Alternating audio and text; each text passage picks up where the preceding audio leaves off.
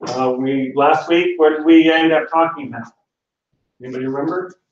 In the mountain, the two were separated, the tribes were separated. Yes. In one side were the cursed, and one side were the blessed. Yes. Yes. So Mount Ebal and Mount Gerizim. Mount Ebal and Mount Gerizim. We talked about the altar. So after the victory at Ai, Joshua took the Israelites to Shechem, is in the valley, but at Mount Ebal, Mount Gerizim, just as Moses had commanded them, so that they could offer sacrifices and say blessings and curses. And so basically it was a time of spiritual renewal, it was a time of enjoying, and where they offered burnt offerings and peace offerings, and part of the peace offerings is a big barbecue. And so they rejoiced and sang, and it was just a great spiritual moment. And this is the location where God showed Abraham, this land will be all yours. Your seed will enjoy this land. And so here, complete circle, Lord brings us back to the spot, the area where God showed Abraham, look around, this will be all yours. And you'll have a nation here. And so here they are rejoicing. And so we talked about that. We know archaeologically they discovered a site on Mount Ebal that appears to be Joshua's altar. We know that underneath the bigger altar is dated to 1200 BC, whereas there's another altar that's underneath. The bigger altar built on top, and that's been dated to 1400 BC, which is the time of Joshua. So we believe the smaller altar underneath is Joshua's altar, and at the time of the judges, there was another altar built on top. So anyway, it's an active archaeological site. A lot of interesting things coming out of this location. Just very, very fascinating, where we can see the altar built and what it would look like with a ramp and unhewn stone and so forth. But one thing we didn't cover last week, I have a video, and so let's go to the video where we're going to go to the altar. This particular video is not going to talk about the circular altar underneath, but just talk about the main one, and they're referencing the main one as Joshua's altar.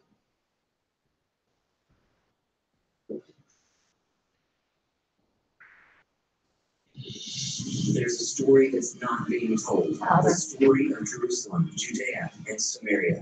The world has condemned it as the occupied West Bank. Could it be the biblical and historical heartland of Israel? Hear the miraculous stories of true pioneers who have dedicated their lives to the restoration of this land. Discover what's being hidden by mainstream news and media. Experience extraordinary places that few people even know exist. Join us with the Joshua and Caleb Report. Stories from the heartland of Israel. Hey guys, it's Joshua and Caleb here, guys, with our friend Aaron Lisciolo. We are going on an amazing journey up to an amazing place. I would say, and I think most people would agree, that this is the biggest archaeological find that says that the Bible is absolutely true. Now we've got a military escort here. This is going to be exciting. I'm not going to give it away because we're going to talk about it when we get to go. Our guys are winding up the side of an amazing mountain. You guys probably definitely heard the mountain, the Mount Blessing, the Mount Cursing. We're going to Mount Ebal. A lot of people overlook this mountain. They don't realize that the history and the significance of this place. But truly, this is one of the epicenters of where God connected with his people in biblical times. Wow, guys, we just arrived here at Joshua's altar. This is an amazing biblical historical place. Look forward to this.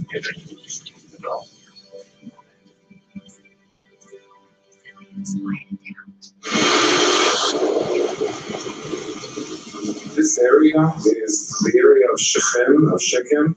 It's really the heart of the country.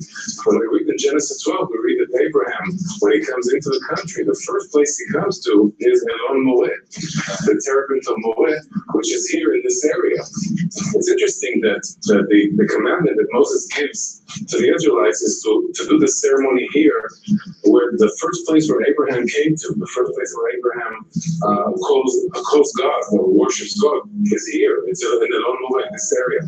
And so we have Abraham, Isaac, and Jacob. And then Jacob goes to Egypt, and the Israelites are in Egypt for a few centuries. And then they're starting their voyage back into the land. So they're starting on Mount Sinai. Okay, first of all, they're exiting Egypt as a nation. Egypt made the Israelites a nation. And this nation comes to Mount Sinai and receives the Torah. And so this is the second element. We have the nation, we have the element of the law, the element of the commandments of God.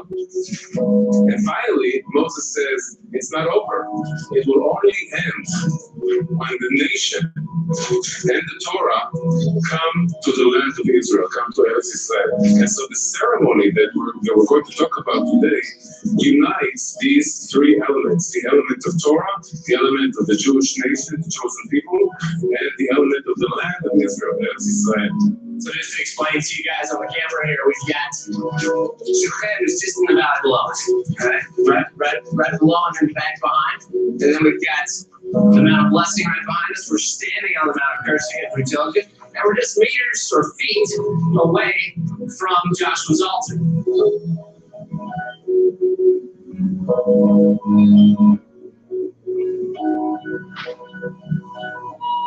All right, guys, we are now entering the area of the altar. And very interestingly, Aaron's going to fill us in on this a little bit. But Aaron, what is this that we just walked into? We're entering an enclosure, a reconstruction of an ancient wall that surrounded the area of the altar. It has a very peculiar shape, and it really reminds us of the footprint formations.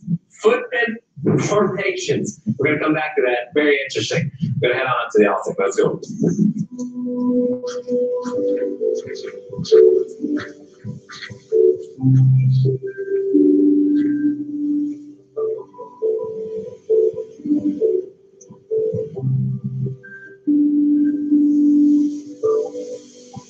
Well, guys, the view for is astounding. To view Mount Kabir, Genesis 12, the beginning, the foundation of the state of Israel, and really the land, the covenant that God made with Abraham, a tangible, touchable place. It's incredible as well to see that it's a valley, the valley which made believe the children of Israel entered into, but then taking us to where we are right now. It's incredible to witness this mountain where Joshua and the children of Israel made their connection to God for the first time when they entered the land. This was the covenant. This was the place that Joshua built an altar. And the children of Israel worshiped God here for 70 years. And this is such an important ceremony. People have been searching for the altar, and they're searching for the place of the ceremony for maybe 2 centuries. We know about French archaeologists and British archaeologists that come here at the end of the 19th century, beginning of the 20th century, and they're looking for the altar. They're looking for this important place because they know how important it is in the Bible. The problem is that they're not looking at the right place. Everybody's thinking that this ceremony was between Mount Gerizim and Mount Ebal.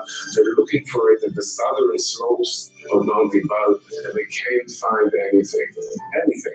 And so they think maybe the altar was destroyed or ruined during the ages. And the funny thing is that during the 1980s, you have a professor of archaeology that's not a believer. He doesn't believe in God. He doesn't think that the events in the Bible are historical or tangible. And he just comes here with this crew, and they survey this place, and suddenly they find this weird enclosure that we're in right now.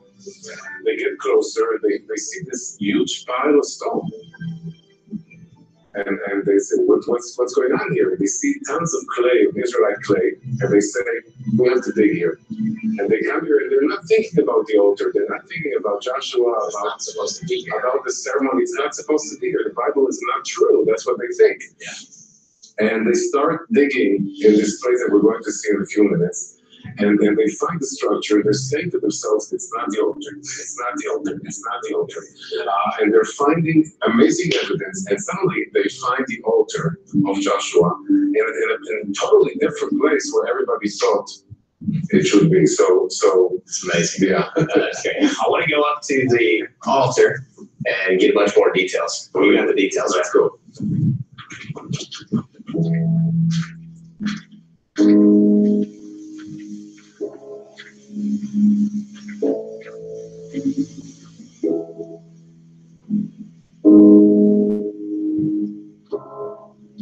All right, guys, we just arrived here at the altar. I just bent down and picked up this piece of pottery. None of us are necessarily do the same thing. None of us are archaeologists, but I have heard a few things, and Aaron agrees that this is really old. And it's possible that it could even date back all the way to the time of the ceremony at this location. Right.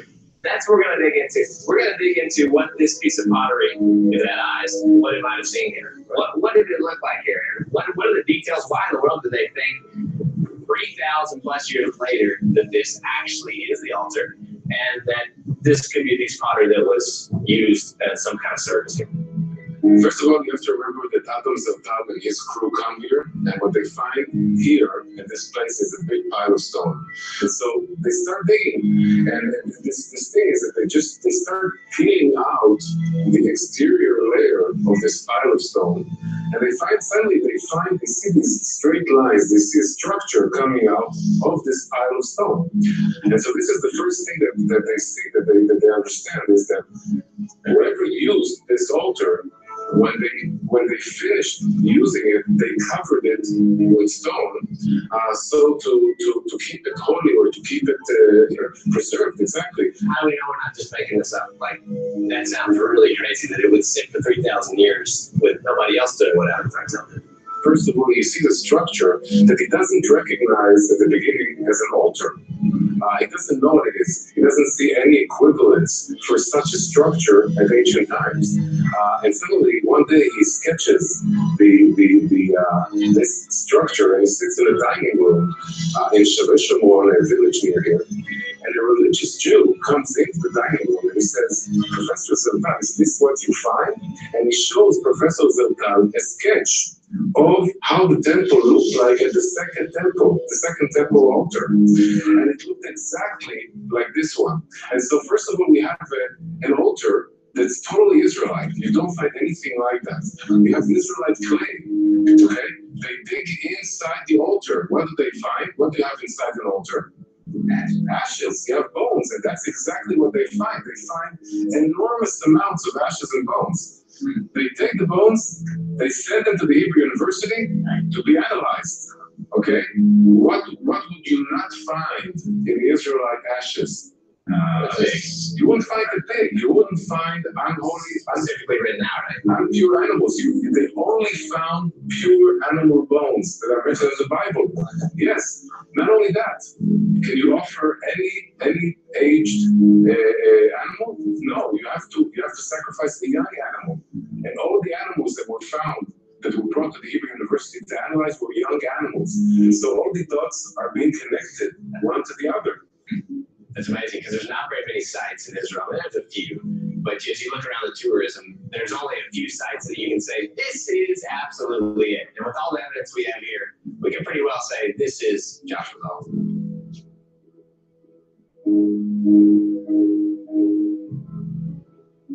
All right, guys, we were just exiting the altar site there, but we mentioned when we first came in here, Aaron, that there's something else significant, not only the altar, but why in the world is there this foot-shaped rock structure surrounding this? Give us the download. What in the world is it for? Well, we don't know why it's for, but Adam Zeltal found at least 6 footprint formations, footprint structures that were built by the Israelites. And this footprint formation is the typical worshipping structure that would signify for the Israelites, in a way, God's footprint, God's foot in the land, the place where God reigns. And also, Joshua, it says to Joshua, everywhere you will put your foot in the land will be yours. And so the footprint is also God's sign of saying this land belongs to me and to the Israelites. And this is I would say, the ancient flag of ancient times. You know, when you want to conquer a place, Iwo Jima, you put the flag. The footprint formations is the flag of the Israelites saying, this is ours. And it's amazing, you know, we're living in a time where the Israelites, the Jewish people is coming back to the land. Right. And we're finding these amazing findings, these archaeological findings, that really put the Bible in a three-dimensional situation. We've been reading the Bible in a one-dimensional view, or a two-dimensional view, and suddenly we're in the land. Mount Gerizim and Mount Ibar are not just two mountains that are written somewhere in a chapter. They are physically visible. We can see them, we can touch them. And so are the archaeological discoveries that we're finding as time goes by. We see so many archaeological discoveries that are so amazing, so exciting, and are connected to our heritage, our shared heritage. Oh, this has been fantastic here on the site with you guys, Aaron. Thank you for really opening this up for us to really understand more about what is this rock structure out here. And the thing I want to tell you guys is that Aaron's going to be releasing another much more in depth. I'm telling you, there's not been a whole lot. I mean, we can dig even more. They just uncovered the altar. There is so much more. Like I said earlier with the pottery, there's a lot more here. Aaron is going to dig deeper into this in another series that Aaron's going to put on. So we're going to connect you with Aaron Lifkin. Stay tuned. We got more covered. Aaron, thanks for having me. Thanks for showing us the place. Thank you.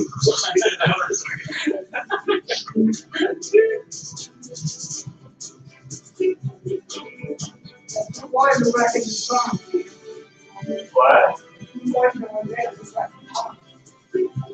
Good boy. Good boy.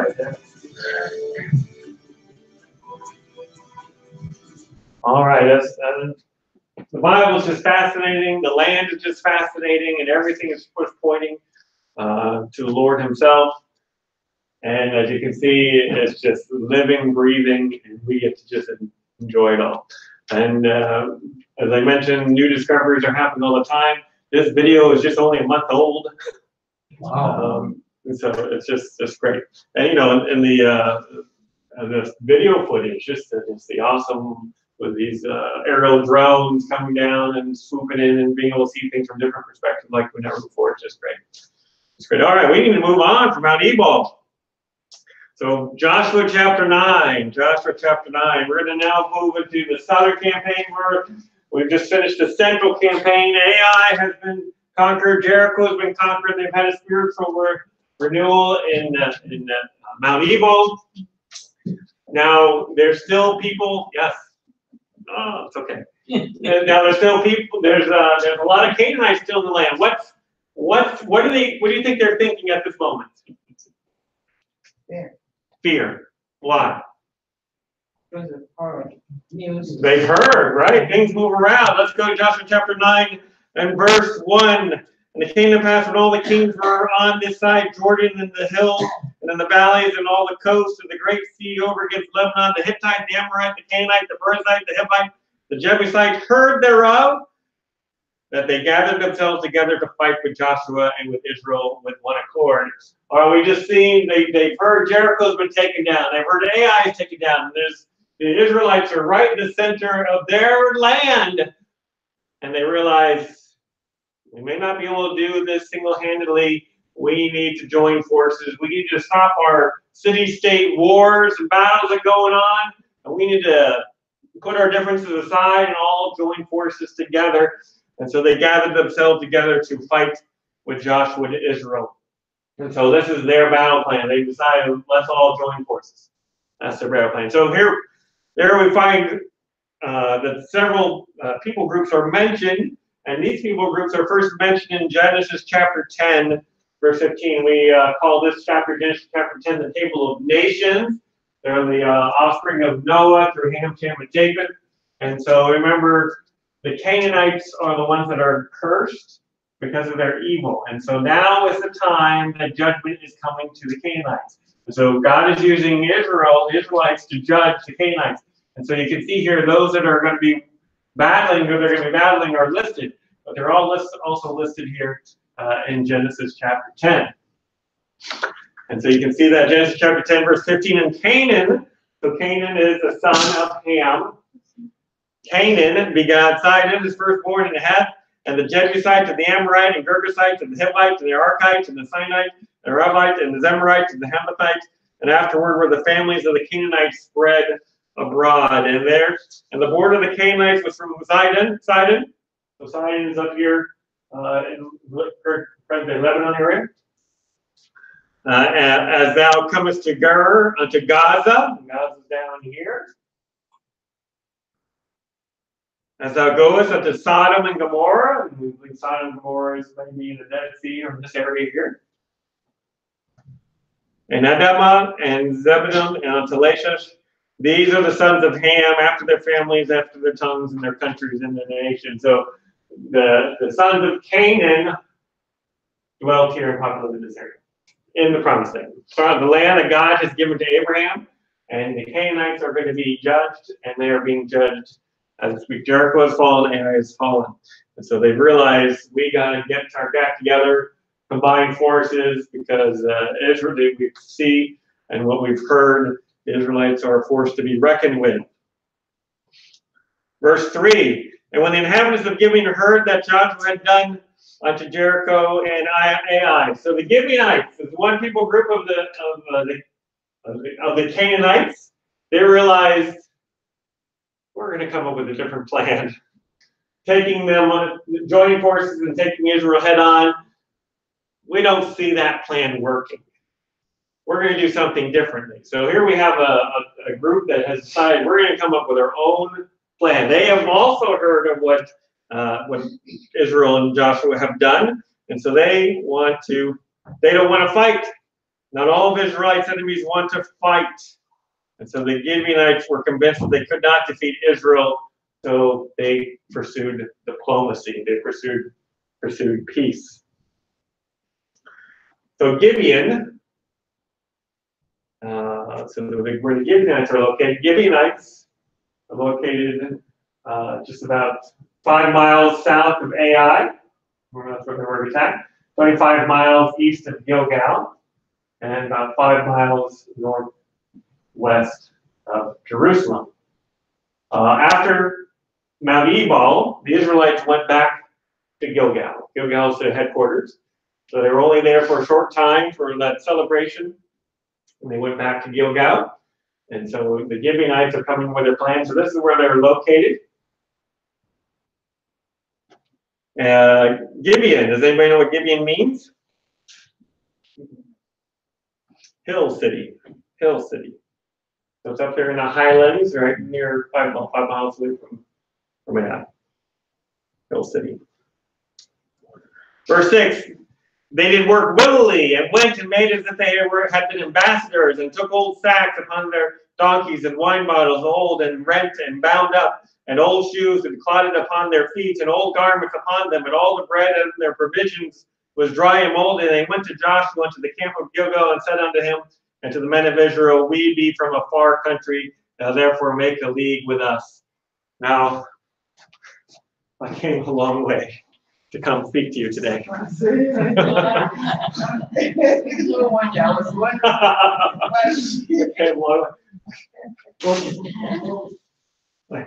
drinking all my water. Teresa, please.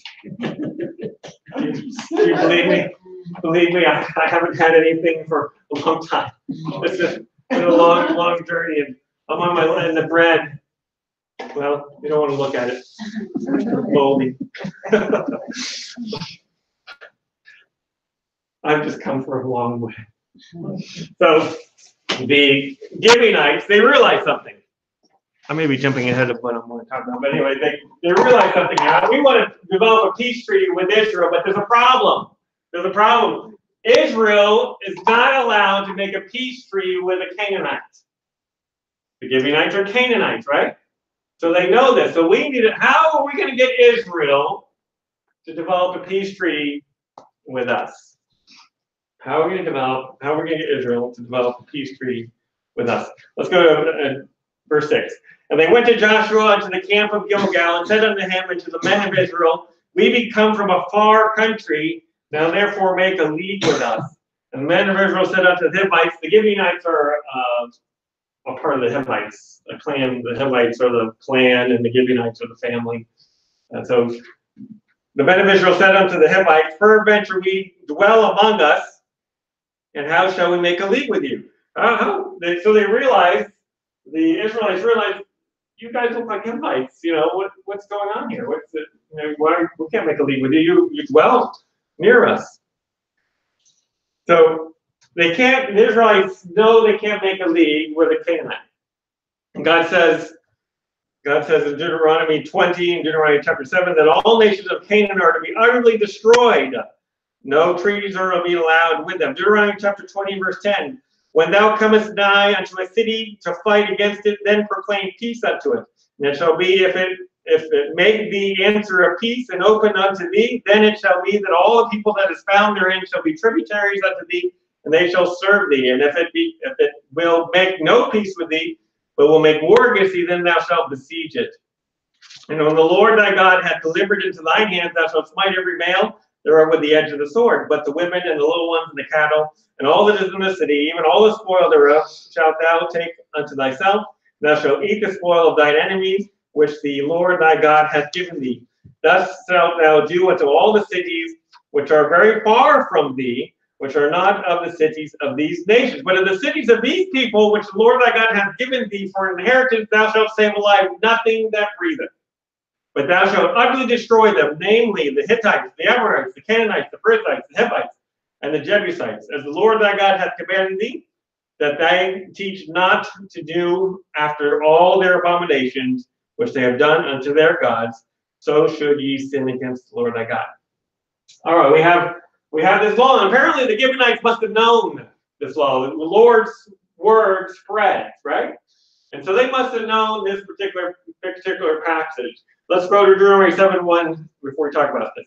When the Lord thy God shall bring thee into the land whither thou goest to possess it, and hast cast out many nations before thee, the Hittites and the Girgashites and the Amorites and the Canaanites and the Perizzites and the Hivites and the Jebusites, 7 nations greater and mightier than thou, when the Lord thy God shall deliver them before thee, thou shalt smite them and utterly destroy them. Thou shalt make no covenant with them, nor show mercy unto them. They knew, the Gibeonites knew that they were not, that they were a Canaanite, that they were not going to be able to make a treaty with Israel. But they also knew, if we look at Deuteronomy chapter 20, anybody outside of the Canaanite land, they can go up to them and make a peace treaty.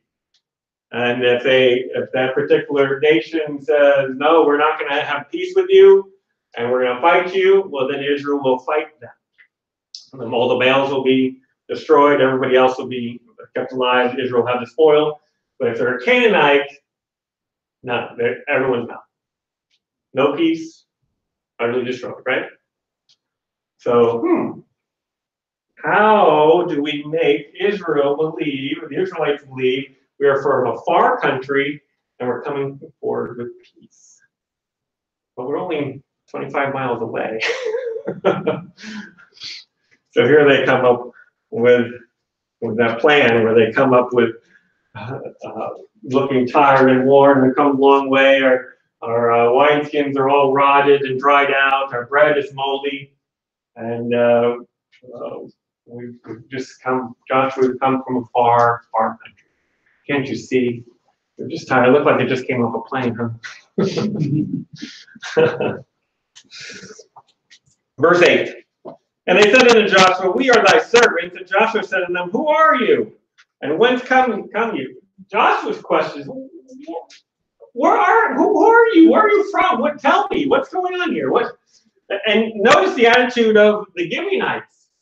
Joshua, we're your servants. They also knew that if a nation makes peace with Israel, then they will then become servants of Israel, right? Apparently, clearly, the Gibeonites were good with that. The other choice wasn't so good. Death, servant. Death, servant.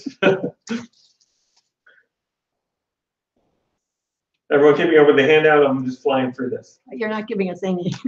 Joshua questions where they are from. Joshua questions where Okay, they're but the from. other ones were Gibeonites. The Gibeonites go to Gilgal and ask for a treaty. Oh, it's Israel responds that we can make no cannot make a treaty with those That's who right. who do not live here. Okay, now number one, was it Alliance of Kings or Alliance of? Yeah, Alliance of Kings. And then Gibeonites were ambassadors with a plan. That's correct. Their food and clothing were about Or deceptive. deceptive with their food and clothing. That's correct. What was two? 2, Gibeonites deceive Israel into an alliance with them. Gibeonites deceive Israel with an alliance from them. A, Gibeonites were crafty with a plan, deceptive with their appearance, and lied about where they're from. Crafty with a plan, deceptive with their appearance, and lied about where they were from.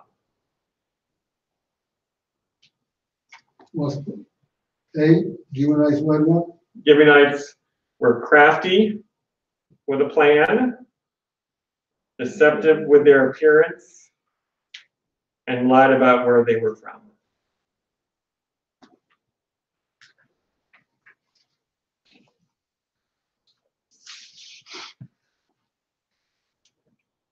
The Gibeonites, now we're down to D. Gibeonites lie, stating that they were from a far country. However, they admire what the Lord has done.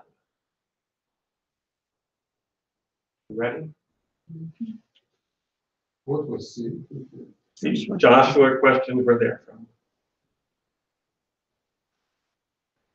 Joshua chapter 9. And they said unto him, speaking to Joshua, from a very far country thy servants are come because of the name of the Lord thy God. For we have heard the fame of him and all that he did in Egypt, and all that he did to the 2 kings of the Amorites that were beyond Jordan, to Sihon king of Heshbon, and to Og king of Bashan, which was at Ashtaroth. Wherefore our elders and all inhabitants of our country spake to us, saying, take victuals with you for the journey, and go to meet them, and say unto them, we are your servants. Therefore now make a league with us. This our bread we took hot for our provision out of our houses on the day we came forth to go with you, and now behold, it is dry and it is moldy. And these bottles of wine which were filled were new, and behold, they be rent, and these our garments and our shoes are become old by reason of a very long journey. As notice how they are just praising what the Lord has done. They're touting everything, all the victories that the Lord and the Israelites had. So clearly they knew, they clearly admired, they respected, they were in awe, and we've just come to be a part of you, Israel. We want to be a part of you. We've come from a very far country. Clearly you can see by the bread, which was hot out of the oven when we left, and now they're moldy. Clearly that shows a lot of time has taken place. Our wine bags are just rent and torn. We've just come from a long place. Very long journey. I don't know, you can just put that into the tone of the Gibeonites, right? They're just putting on a whole show. They're laying on things. E, Joshua did not seek counsel of the Lord and made a peace treaty with the Gibeonites. We have a problem already. Joshua did not seek counsel of the Lord. Joshua 9:14. And the men took of their victuals and asked not counsel of the mouth of the Lord. In other words, the men took their victuals. They said, well, let's look at this. Let's examine. They're right. It is moldy. They must have come from a long place. They did some investigative work to say they're telling the truth. But here we have verse 14, and asked not counsel at the mouth of the Lord. Already, Joshua didn't ask counsel when he went to battle with Ai first, and they lost the battle. And Joshua now doesn't ask again. Joshua likes to step forward pretty quickly, likes to be the leader and be in charge and move forward. And so here we are, we don't ask of the Lord. We probably all have a problem with that, where we move forward, we think we have the plan, we know what to do, and we move forward with it. Joshua knew the law, right? Joshua knew, okay, if they don't live here, we can make a peace treaty with them. The Lord says so. These people want to make a peace treaty, these people want to join us, these people want to be their servants. Everything's lining up. What do we have to ask the Lord for? Well, there's deception out there, isn't there? Verse 15, and Joshua made peace with them and made a league with them to to let them live, and the princes of the congregation swear unto them. So now a peace treaty has been forged. But you know what? That doesn't last very long. Verse 6. So Gibeonites deception discovered. Gibeonites deception discovered. How long did it take for them to discover the deception? 3 days. 3 days. 3 days. Verse 16, it came to pass at the end of 3 days after they had made a league with them that they heard that they were their neighbors and that they dwelt among them. Uh-oh. We had a boo-boo. These people live where we're going to be attacking. And God said they should be utterly destroyed, but we just made a peace treaty with them that they should live. Uh-oh. You know what? When you lie, your sin will find you out. Proverbs 12:19, the lip of truth shall be established forever, but a lying tongue is but for a moment. A lying tongue is but for a moment. The Gibeonites' lie was just for a moment before they were discovered. And so we move on. Verse 17, and the children of Israel journeyed and came unto their cities on the third day. Now their cities were Gibeon and Chephirah and Beeroth and Kirjathjearim. So, all right, so now you hear a rumor. The Gibeonites, the people you just made a treaty with, they actually live here. Huh? Let's go check it out. Is this rumor real? So before we jump to any conclusion, let's send some forces. Let's send an expeditionary force to Gibeon to see whether these people are actually from Gibeon or from some far, far, far away country. So what did they find out? Found out, yes, they are indeed their neighbors. Notice here that Gibeon was a royal city, so they were actually in charge of several other cities. This kind of alliance of cities right here. And so we have a list of cities: Gibeon, which means hill city; Chephirah, which means lioness; Beeroth means wells. Which one? B-E-R-O-T-H. B-E-R-O-T-H. Beeroth. So that means wells, like drinking wells, water wells. Kirjathjearim. That means city of forests. City of forests or city of wood. It means lioness. Lioness.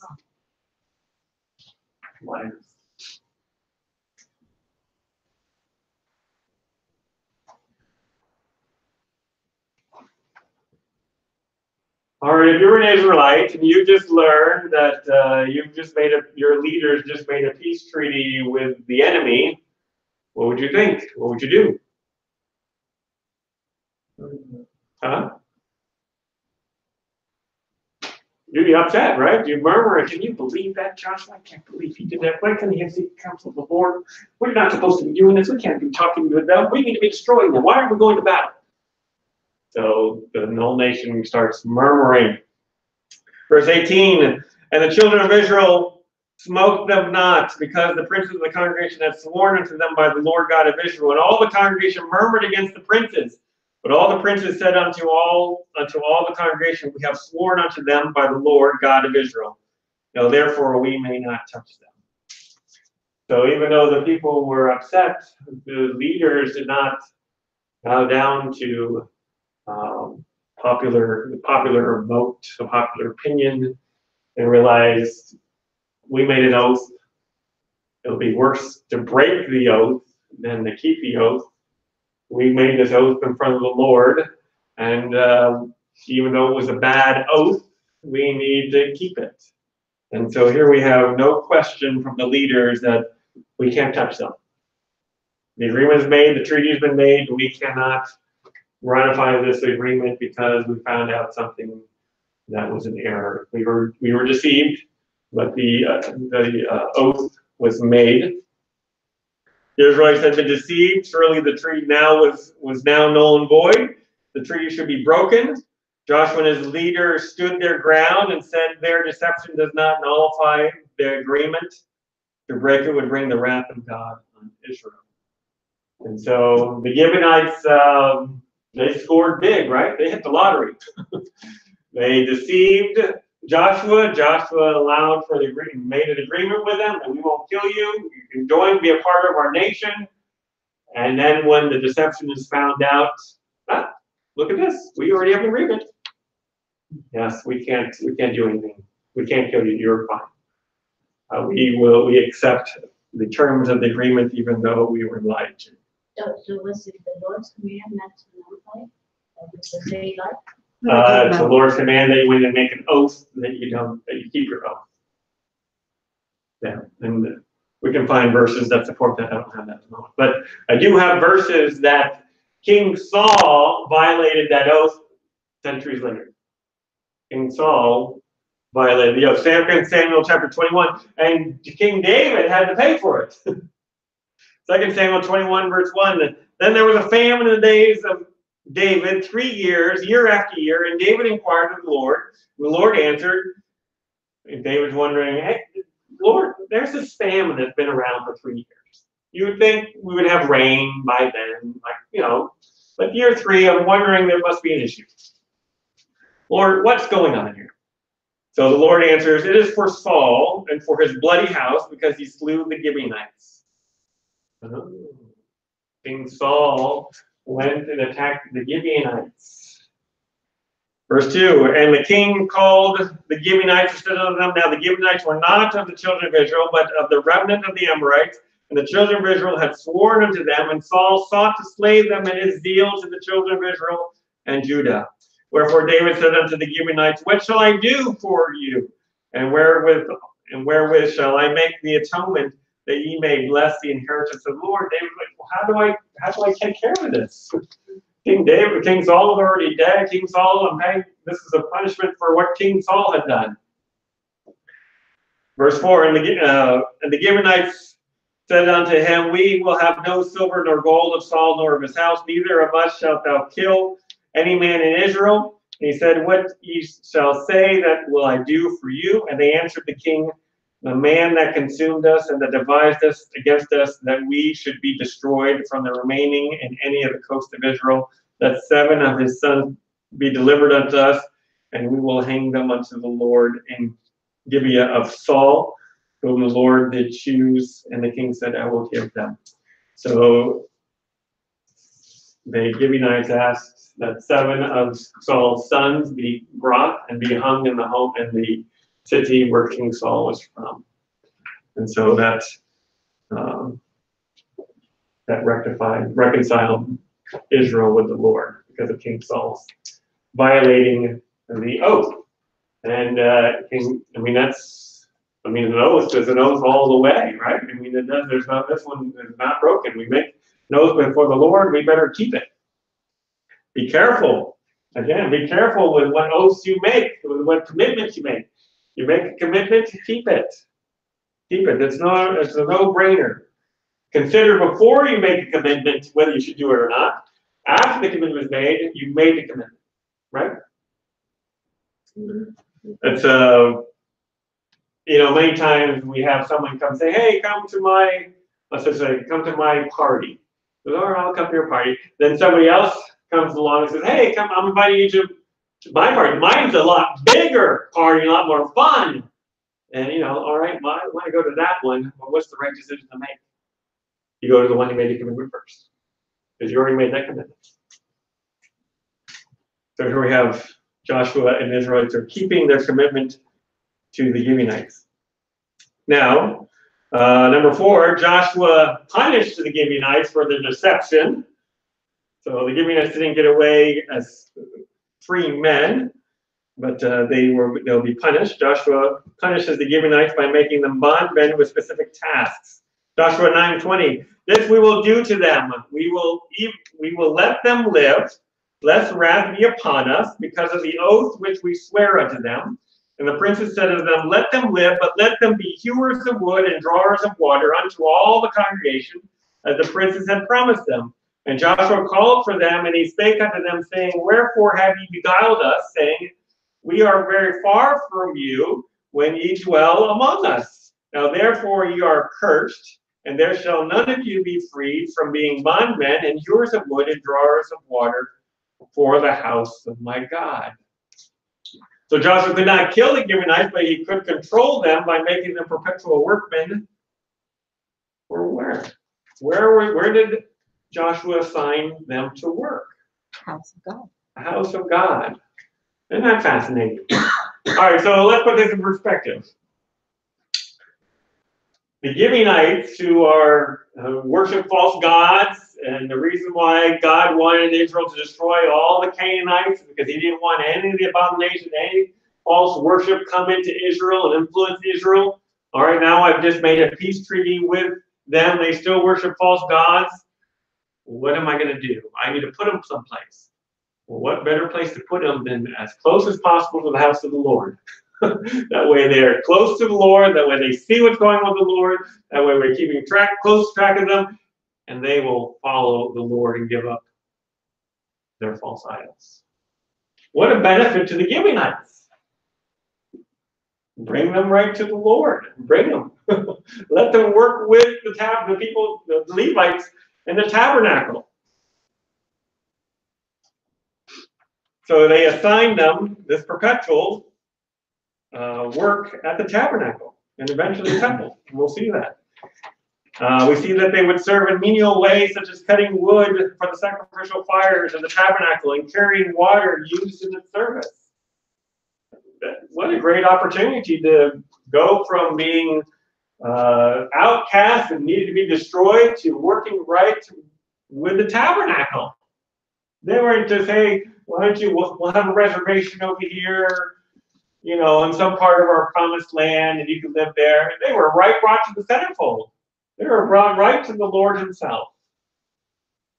Verse 24, and they answered Joshua and said, because it was certainly told thy servants how that the Lord thy God commanded his servant Moses to give you all the land, to destroy all the inhabitants of the land from before you.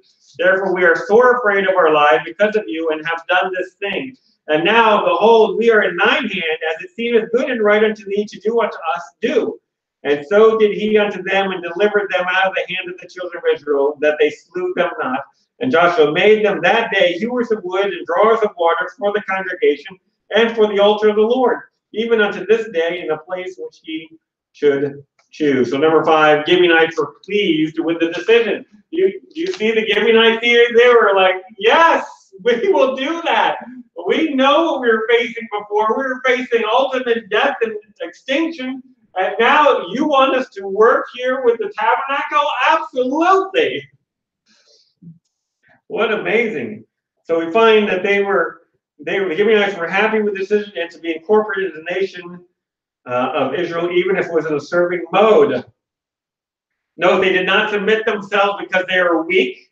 Joshua chapter 10:2 says that Gibeon was a great city, one of the royal cities, because it was great in Ai, and all the men thereof were mighty. The Gibeonites were not weak people. They were strong people. They were people to be afraid of.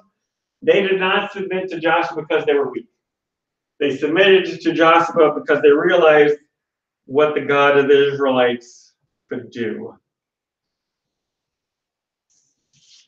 And they realized, better yet, they got to serve in the Lord's house. Joshua kept them close to the worship of the Lord to prevent the false idolatry. And here they were exposed to the one true God. You know, if we want to keep ourselves and our children from falling into idolatry, false worship, the ways of the world, what should we do? Get them into the church, give them responsibilities, get them teaching Sunday school, get them doing work. Miss Chris always needs help doing something. And I can attest, by having to teach Bible Institute, it's keeping me right here in the Word nonstop. I mean, I have to keep at this nonstop in order to have something to present to you. What does the Lord want to bring? Sunday school. I mean, the pastor knows I can go on and on and on, but being involved in the Lord's work keeps you from getting into trouble. And so here, let's bring the Gibeonites and keep them near the Lord's work so they don't get into trouble. Psalms 84:10 expresses what the Gibeonites thought. For a day in thy courts is better than 1,000. I'd rather be a doorkeeper in the house of my God than to dwell in the tents of wickedness. I'd rather be a doorkeeper in the house of my God than to dwell in the tents of wickedness. We're going to close there. We're going to talk about next week some more about the Gibeonites. We see they made the peace treaty. They're now being assimilated into the nation of Israel. They've been given tasks and assignments. So they're not just not being a burden on Israel, but they're actually doing work on Israel. I mean, clearly a great example of immigration.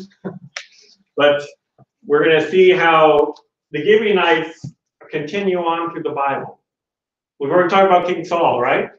We're going to talk about King Solomon. We're going to talk about how they show up throughout the script, throughout the Bible, and they're still, as they were still doing what the agreement was here at the time of Joshua. Questions, comments?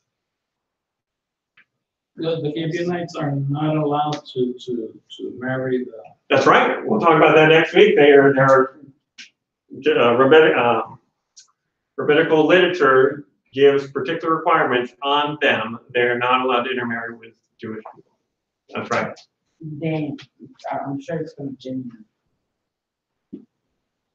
But yeah, so that's what's in their laws, their religious laws. But yeah, I'm sure at the moment people are going to do what they're going to do. The Gibeonites are where their culture comes from. The Canaanites. The Canaanites. Yeah. People of Canaan. Right. They were idolaters. In Canaan, there was Yeah, they're a lot of groups. They're located right here. All the nations and all the offspring of Canaan lived here. And Canaan was a son of Ham, son of Noah. You missed number 2? Yeah, F2. F2, Joshua sent out expedited force to, what did I put? Which one? F2? To confirm what they heard. To confirm what they heard. Okay, and then how about number 3? Smoked. F3. Israelite leaders of the Israelites kept their oath not to touch them, even against the murmuring of the Israelites. Okay. You can keep smoked. I was going to say, I took it literally. No, but my stuff's true. It's like I put ambassadors. All right, Teresa, it's been a long. We're gonna have. Can I have just a drop of water? I'm wanting water. Oh yeah. Let's close prayer. Dear Father, we thank you for today. We thank you for your blessing. Lord, we just thank you for your mercy and grace, Lord. And Lord, we've come to you. We've given up the world so that we can come to you. And Lord, you brought us to your house. Lord, you brought us so that we can worship you and work with you, Lord. And Lord, that you desire that we work, do your will, Lord. And Lord, just in all of that, Lord. And Lord, may you be with our fellowship time. Lord, may you be with Pastor Bill and the Holy Spirit. In Jesus' name. Yeah.